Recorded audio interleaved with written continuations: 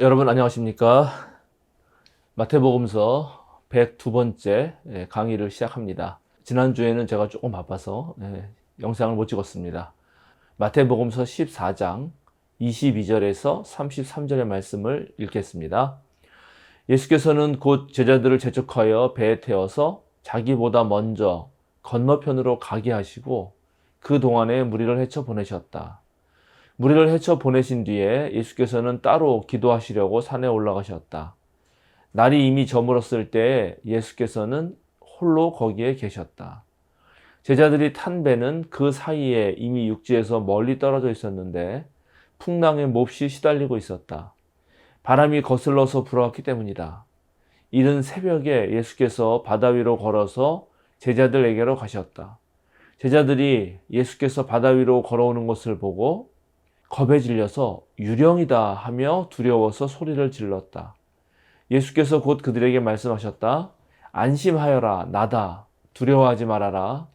베드로가 예수께 말하였다. 주님, 주님이시면 나더러 물 위로 걸어서 주님께로 오라고 명령하십시오. 예수께서 오너라 하고 말씀하셨다. 베드로는 배에서 내려 물 위로 걸어서 예수께로 갔다. 그러나 베드로는 거센 바람이 불어오는 것을 보고 무서움에 사로잡혀서 물에 빠져 들어가게 되었다. 그때 그는 주님 살려주십시오 하고 외쳤다. 예수께서 곧 손을 내밀어서 그를 붙잡고 말씀하셨다. 믿음이 적은 사람아, 왜 의심하였느냐? 그리고 그들이 함께 배에 오르니 바람이 그쳤다. 배 안에 있던 사람들은 그에게 무릎을 꿇고 말하였다. 선생님은 참으로 하나님의 아들이십니다. 오늘 우리가 함께 읽은 이 마태복음서의 말씀은 물 위로 걸어가신 예수님이죠. 이 본문은 마가복음서에도 나옵니다. 그리고 마가복음서가 제일 먼저 쓰였으니까 마태복음서는 당연히 마가복음서를 읽고 또 그 사건을 다시 기록하고 있습니다. 마가복음서와 마태복음서가 다른 지점이 있는데 마가복음서에는 예수님만 물 위를 걸었다며 오늘 마태복음서에는 예수님뿐만 아니라 바로 베드로도 물 위를 걷는다는 것입니다. 물 위를 걷다가 다시 물에 빠지기도 하는 베드로 이야기를 통해서 마태복음서 저자가 마가복음서를 넘어서 우리들에게 들려주고 싶었던 어떤 것이 있었을 것입니다. 우리가 본문을 깊이 읽기 위해서 22절을 함께 읽으며 던졌던 질문 중 하나는 왜 예수님은 함께 가지 않고 먼저 제자들을 재촉해서 건너편으로 보내셨는가 하는 것입니다. 마태복음 8장에도 풍랑을 잔잔하게 하신 이야기가 나옵니다. 그런데 8장에는 오늘 본문과 달리 예수님이 그 배 가운데 제자들과 함께 있었죠. 그런데 오늘은 예수님이 제자들과 함께 있지 않습니다. 배라고 하는 것은 주로 예수님과 제자 공동체에만 따로 있는 그런 것을 상징하죠. 다른 외부인들은 배에 타고 있지 않습니다.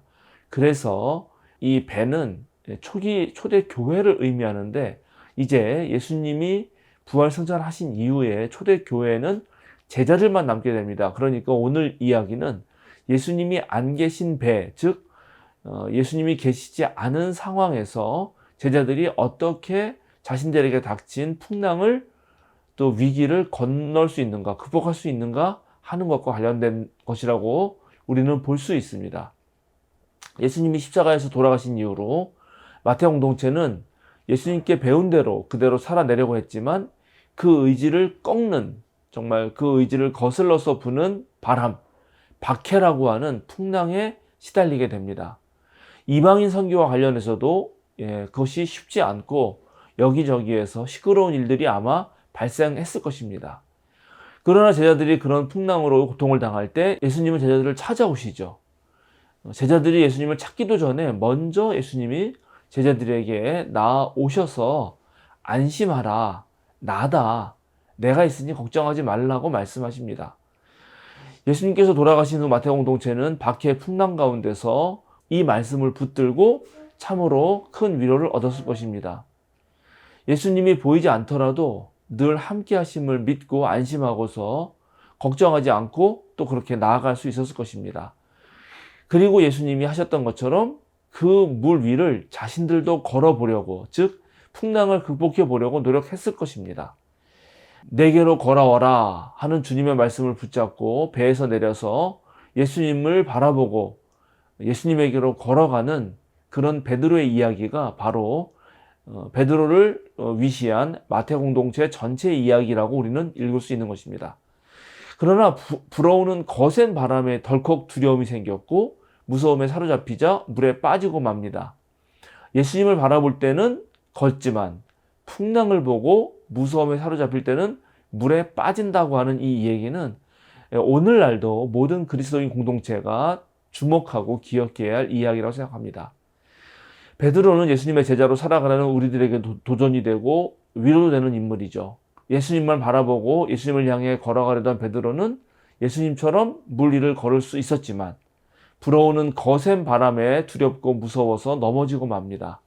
우리 또한 예수님만 바라보고 예수님 향해 걸어가면 우리 또한 열심히 하나님 나라의 그런 일들을 일궈낼 수 있고 풍랑도 극복할 수 있지만, 그러나 우리가 두려움에 사로잡힌다면 우리도 물에 빠지고 말게 될 것입니다. 그렇다면 과연 우리를 물에 빠지게 하는 그 풍랑, 우리를 두렵게 만드는 그런 거센 바람은 뭘까요? 어떤 한 사람의 입장에서 보자면 아마 인생에서 겪는 그런 시련과 곤란, 곤경일 것입니다. 신앙생활을 한다고 해서 인생살이가 언제나 승승장구하고 탄탄대로의 길을 걷는 건 아니죠. 신앙인에게도 어려움이 닥칩니다. 때때로 우리도 닥쳐온 어려움들에 의해서 허우적거리고 휩쓸려 가기도 하죠. 이렇게 삶에 치여 살아가다 보면 우리가 믿는 대로, 우리가 예수님 따라 살겠다고 그렇게 생각하고 다짐한 대로 살지 못하고 그저 그냥 그 풍랑 속에서 제 갈 길을 잃어버리고 마는 그런 일들이 일어나기도 합니다. 그러나 오늘 제자들이 찾기도 전에 예수님이 찾아오신 것처럼 우리가 그런 풍랑 속에 있다 하더라도 예수님은 우리를 정말 예기치 않은 방식으로 찾아오셔서 이 풍랑을 잠잠케 해 주실 것입니다. 우리가 비록 힘들어도 그래도 예수님 따라가 보려고 어렵게 비틀거리면서 뒤뚱뒤뚱하면서 그렇게 걸어가라고 한다면 예수님이 우리에게 힘을 주셔서 우리도 물 위를 걷게 그렇게 하실 것입니다. 비록 우리가 어려움이나 두려움에 그런데 좀 넘어지고 물 위에 빠져가게 되겠지만 그때 예수님은 우리를 믿음이 적은 자여 이렇게 말을 하시지만 우리를 붙잡아서 베드로를 일으키신 것처럼 우리도 일으키실 것이라고 그렇게 생각합니다. 한 개인의 삶에서도 어려움이 있겠지만 우리 그리스도인으로서 그리스도인 공동체인 교회 입장에서, 그런 신앙인 공동체 입장에서의 풍랑은 무엇일까요? 아마 그것은 예수님의 가르침에 반대되는 이 세속적인 세계관일 것입니다. 특별히 오늘날 자본주의 사회에서는 돈이 최고의 자리이죠. 세상은 돈 많고 힘 있는 것을 추구합니다. 그래서 경쟁에서 승리해서 돈을 얻고 힘을 얻으려고 하죠.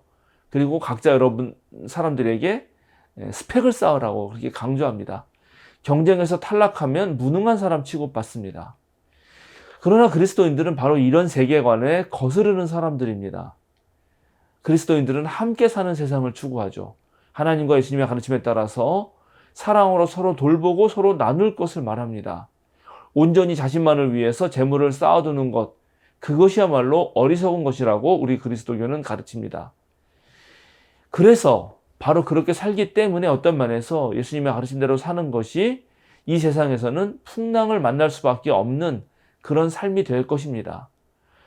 그러나 그리스도인들이란 이 세상의 풍조라는 거센 풍랑에 맞서서 예수님의 길을 올곧게 따라가는 사람들입니다. 세상의 풍랑도 견디는 사람들입니다.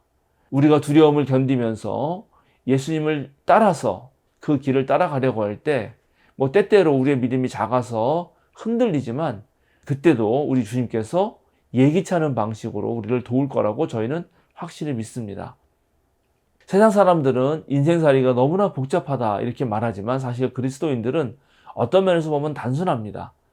왜냐하면 모든 우리의 삶의 선택과 결정이 하나님의 관계에 따라서 그렇게 다 되기 때문입니다. 오늘 우리가 하나님과 관계 맺는 것은 오늘 베드로가 예수님만 바라보고 갔던 그것과 매우 유사합니다. 우리는 그리스도인으로 분명히 살기로 결정을 한 사람들이고 또 예수님과 함께 배에 올랐고 이미 이전에 풍랑도 다 이겨냈던 경험이 있습니다. 주님께서 잠잠하게 해주셨죠.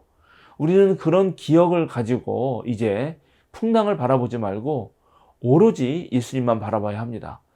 예수님만 바라보면서 하나님께서 이미 이루시고 또 이루어 가시고 앞으로 이루실 그 생명과 구원의 약속을 의심하지 않고 걸어갈 때 우리 삶에 어떠한 바람이 분다 하더라도 우리는 그 풍랑을 넉넉히 이겨낼 것이고 또 우리의 영혼은 평안을 얻을 수 있을 거라고 생각합니다. 저와 여러분이 언제나 오늘 베드로처럼 예수님만 바라보고 무리를 걷는 그런 저와 여러분 되길 바랍니다. 예, 오늘 마태복음서 강의는 여기서 마치도록 하겠습니다. 또 다음 주에 뵙도록 하겠습니다. 마태복음서 강의 여러분들 사랑해 주시고 우리 생명사랑교회 유튜브도 늘 애독하고 또 많은 분들에게 소개해 주시기를 다시 한번 부탁드립니다. 여러분 감사합니다.